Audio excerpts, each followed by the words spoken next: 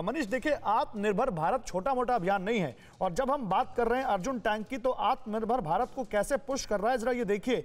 इस टैंक को एडवांस करने में कौन कौन शामिल हुआ।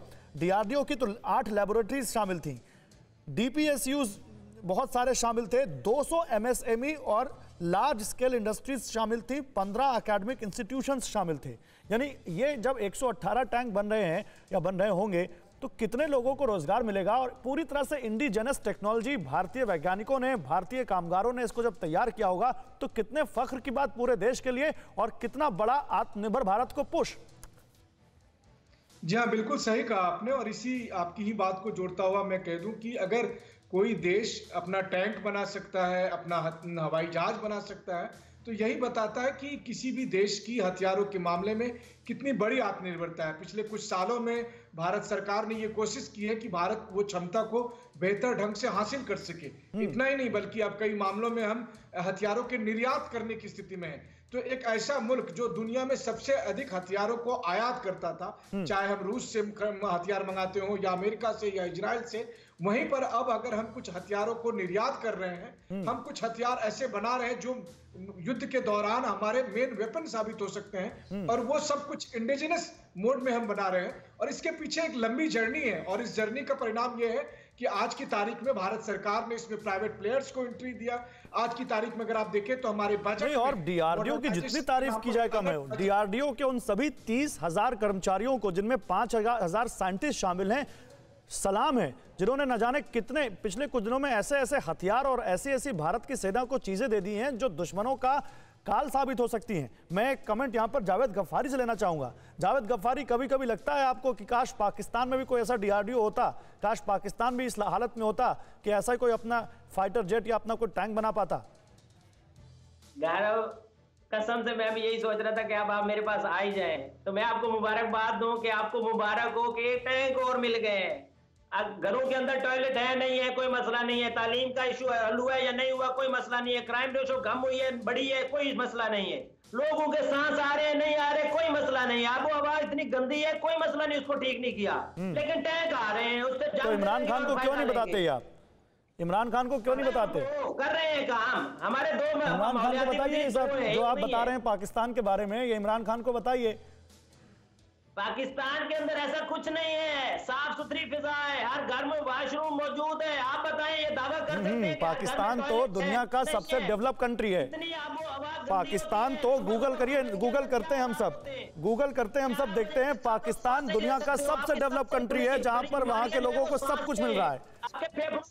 सबसे ज्यादा पाकिस्तान तो मैं तो कह रहा हूं, पाकिस्तान दुनिया का सबसे डेवलप कंट्री है जो अपने यहां से सुई से लेकर और हथियार तक, एरोप्लेन तक बना रहा है। क्योंकि हमारी फोकस वो है, आर्मी का नहीं हो पाएगा, नहीं हो पाएगा, नहीं हो पाएगा, क्योंकि पाकिस्तान को दुनिया का कोई देश पैसा नहीं दे रहा है। पाकिस्तान के सरकारी कर्मचारी सड़कों पर अपनी तनख्वाह के लिए प्रदर्शन कर रहे हैं। पाकिस्तान अपने लोगों को सेना के बूटों तले कुचल रहा है। पाकिस्तान का इंटरेस्ट है कि किसी तरह इंडिया में आतंकवाद फैलाया जाए, क्योंकि पाकिस्तान चीन की गोदी में जाकर बैठ गया है, क्योंकि चीन पाकिस्तान को लगातार अपने मतलब के लिए इस्तेमाल कर रहा है। मैं गिनाता चला जाऊंगा, मैं गिनाता चला जाऊंगा, नहीं कर पाएंगे आप, नहीं काट पाएंगे उसको। फैसिलिटीज है गौरव, आप उन अवाम का सोचें जिनके आप तर्जमान हैं, उनके पास फैसिलिटीज नहीं है।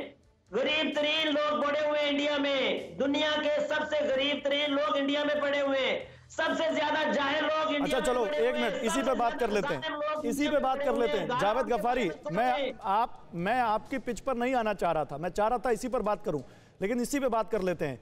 पाकिस्तान में कितने लोगों को 5 लाख रुपए का बीमा मिलता है बताइए? भारत में गरीबों को 5 लाख रुपए का बीमा मिलता है। दूसरी बात, पाकिस्तान नहीं सुनो जावेद गफ्फारी सुनो, जावेद गफ्फारी सुनो, जावेद गफ्फारी सुनो। अब पाकिस्तान में कितने लोगों को वैक्सीन लगा दिए कोरोना की? कितनी वैक्सीन बना लिए हो आप लोग कोरोना की? बात बताओ, कितनी वैक्सीन बना लिए हो, कितनी वैक्सीन लगा दी हो पाकिस्तान में कोरोना की? बताओ जरा। हम पहले फ्रंट लाइनर को दे रहे हैं वैक्सीन, जिन्होंने ये अरे कितने लोगों को लगा चुके हो, कितनी वैक्सीन बना लिया हो पाकिस्तान में, बताओ ना। भारत ने पाकिस्तान को 1.5 लाख डोज दी है कोरोना वैक्सीन की, चेक कर लो, चेक कर लो आप। भाई आपके पास अवाम कितनी है? 1.5 लाख दे के आप लोग इसको भी जश्न मना रहे हो। खुदा का खौफ करो। आप अरे लोग दुनिया के सबसे ज्यादा वो वाले जावेद गफ्फारी एक सुई तक तो बना नहीं पा रहे हो और बात कर रहे हो भारत से मुकाबला करने की। भारत की और पाकिस्तान की करेंसी की वैल्यू देखो। 1.20 अरब। जावेद गफ्फारी, भारत और पाकिस्तान की करेंसी की वैल्यू देखो आप। छोड़िए, फिर से अर्जुन टैंक पर आते हैं।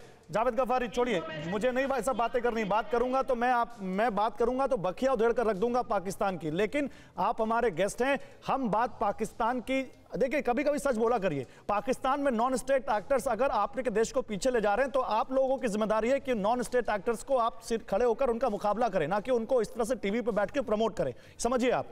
मैं यहां पर देखिए तस्वीरें दिखा रहा हूं चेन्नई से। पहले अब ये देखिए चेन्नई में प्रधानमंत्री नरेंद्र मोदी के स्वागत के लिए कैसे वहां पर सड़क के दोनों तरफ लोग हाथ में झंडा लिए। हाँ, हो सकता है इसमें बहुत सारे बीजेपी के कार्यकर्ता हो, लेकिन भीड़ आप देखिए कितनी ज्यादा वहां पर दिख रही है। और लगातार लोग वहां पर इंतजार कर रहे हैं कि प्रधानमंत्री नरेंद्र मोदी जब इस रास्ते से होकर जाएंगे तो एक झलक उनकी देखें और एक बार उनका अभिवादन करें। परवाह देश की, सोमवार से शुक्रवार रात 10 बजे TV9 भारतवर्ष पर।